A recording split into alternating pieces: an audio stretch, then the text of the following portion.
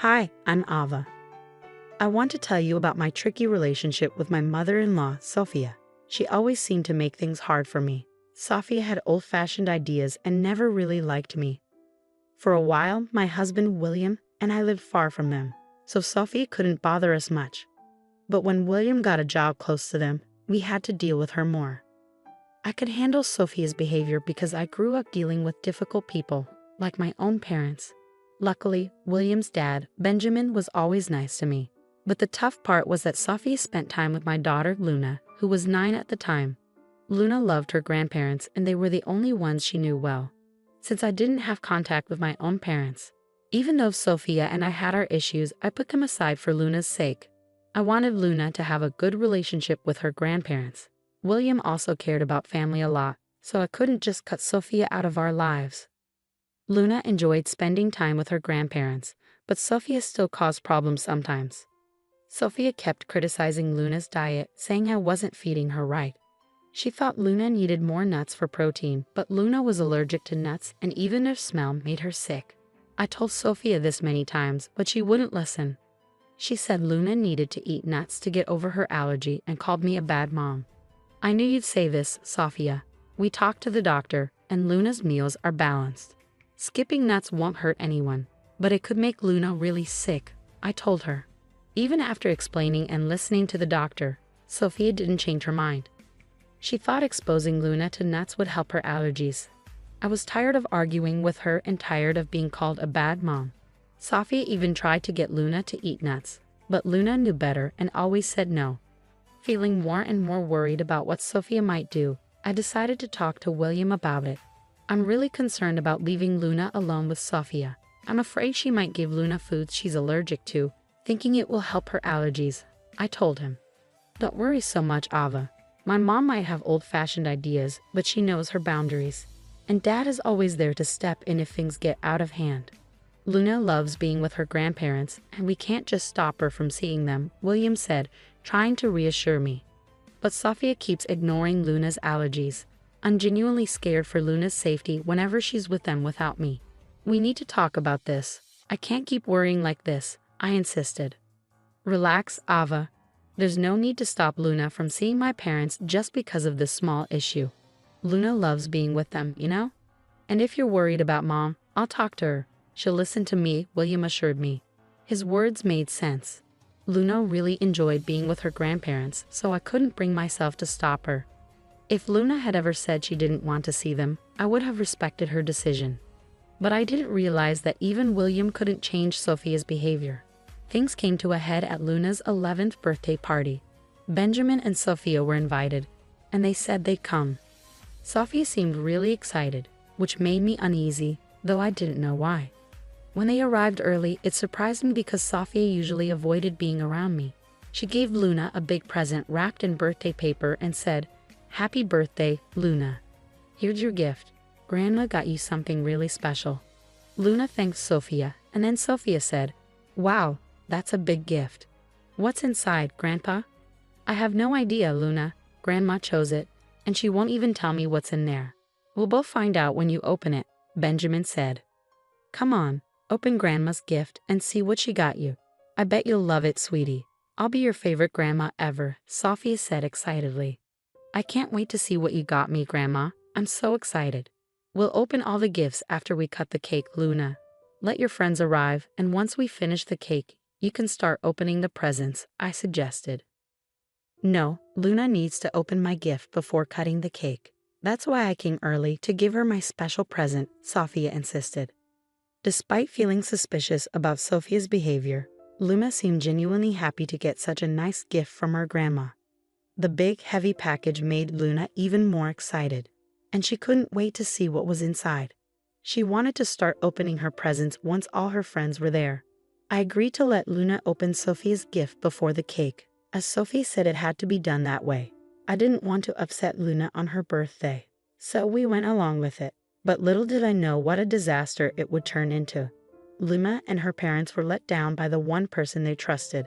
Sophia not only ruined Luna's birthday, but also turned everyone against her. When Luna opened the gift, she found a big cake with her name on it. She was happy for a moment, but then she passed out. William and I rushed to her, scared and confused when we saw her throat swelling up. In shock, I watched as William hurried to get an epinephrine shot while someone else called the police. Knowing exactly who was behind this, I confronted Sophia, demanding answers. "What on earth did you put in Luna's cake? What's in it?" I asked, my voice shaking with anger and fear. Sophia pretended she didn't know anything, saying, "I didn't do anything, Ava. It's just a regular cake. I don't understand what's happening. Maybe something you did caused Luna to faint. You've been neglecting her nutrition despite my warnings, and now she's paying the price. Don't try to blame me. Luna was fine just a moment ago, and now she's having an allergic reaction. Tell me what you did to her, Sophia. I hope you didn't mess with the cake. You need to own up to your actions and take responsibility. Look at Luna, she's turning blue." I snapped back, ignoring Sophia's excuses. Focusing solely on Luna, I hurried over with the epinephrine I always kept on hand for emergencies. Although Luna's swelling went down a bit, she remained unconscious. It was clear that she needed to go to the hospital to fully recover. The room was filled with worry for Luna. Tears welled up in my eyes, and even William looked close to crying. Sophia, who was already in tears, seemed scared. In that moment, I decided to cut open the cake to see what was inside.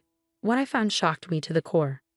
I demanded answers from Sophia, questioning her sanity for putting nuts in the cake. "Sophia, what were you thinking? You ignored my warnings and put nuts in the cake, putting Luna's health at risk.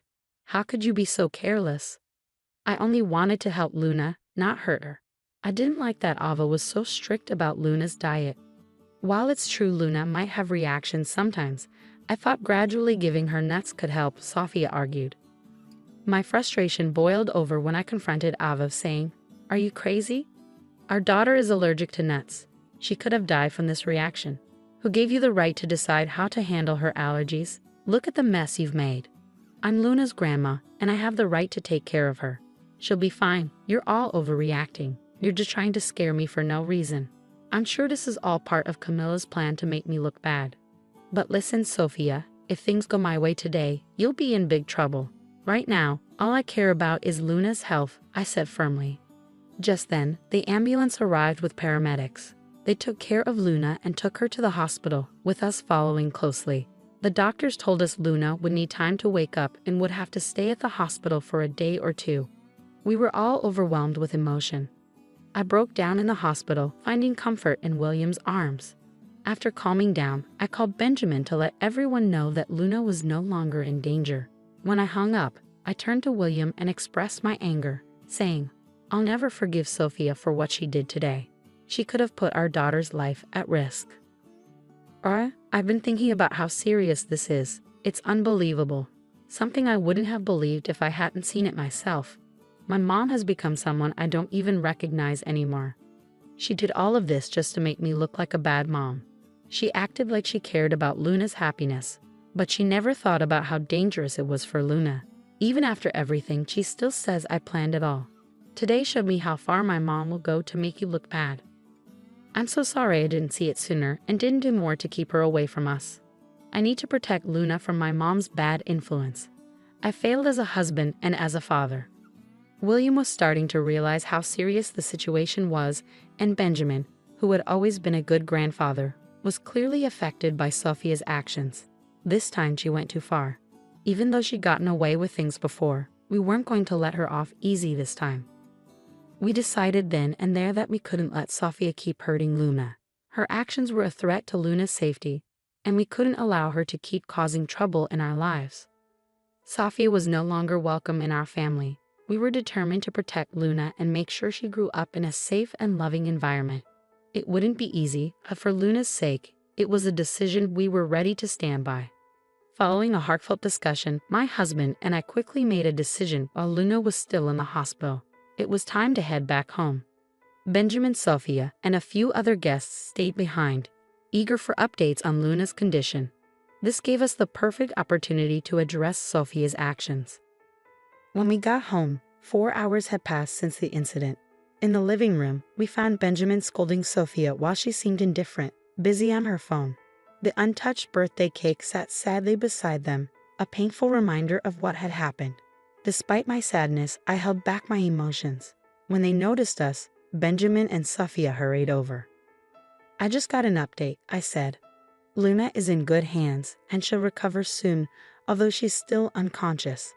The doctors are hopeful. Thank goodness, Luna will be okay.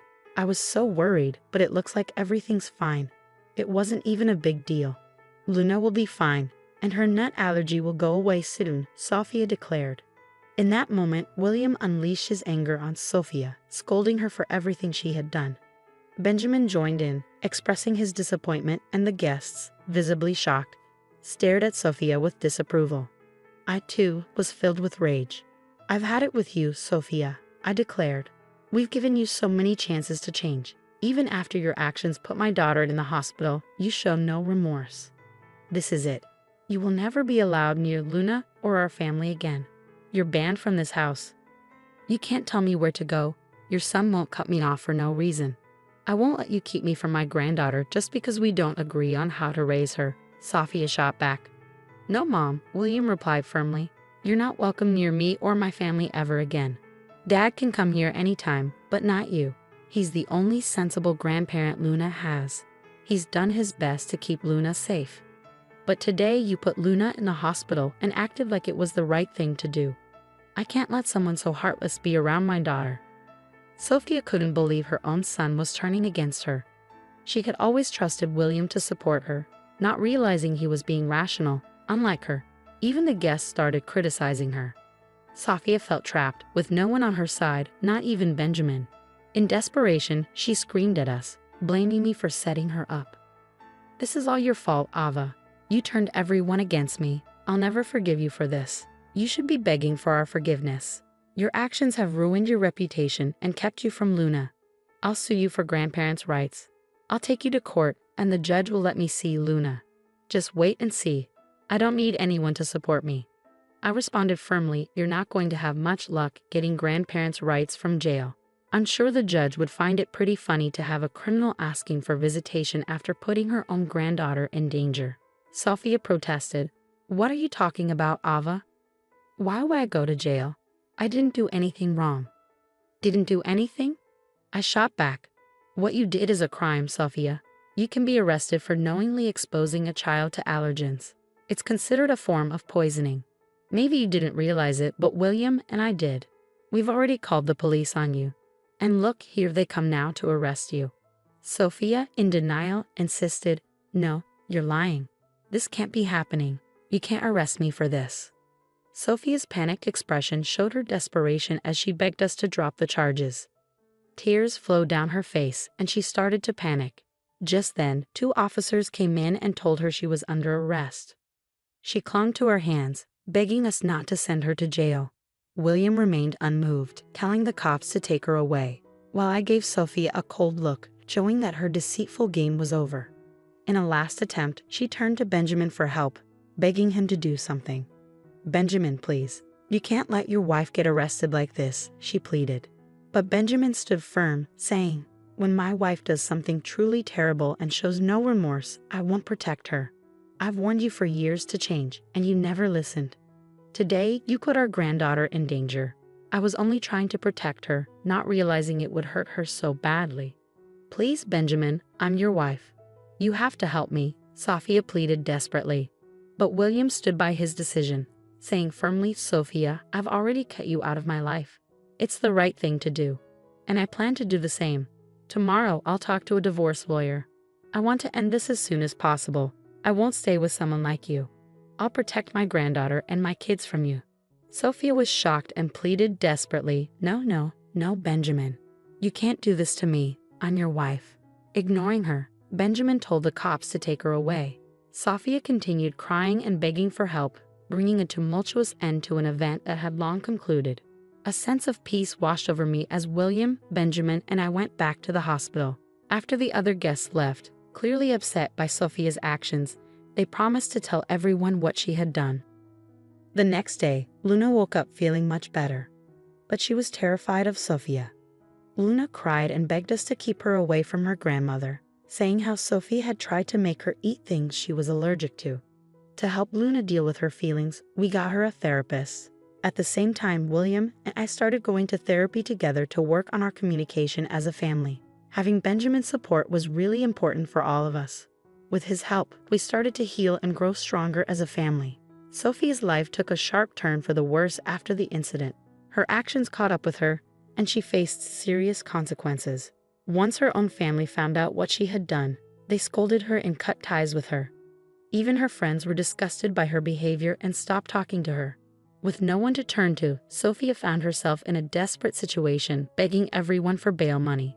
But she didn't get any help, and Benjamin filed for divorce the next day. Sophia was served with divorce papers while still in jail. Receiving the divorce papers in her cell sent Sophia into a fit of rage. In the following months, Benjamin was able to get a quick divorce, taking advantage of state laws. With the police report as evidence, our legal case against Sophia moved forward. Despite the expectation for Sophia to cover Luna's medical expenses, her financial struggles resulted in a lengthy prison sentence as the judge ruled against her.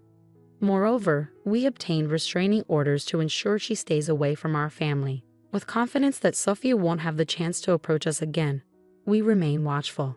But if by some chance she tries to cross the line, she'll encounter the fierce protection of Mama and Papa Bear, who are determined to do whatever it takes to keep Luna safe.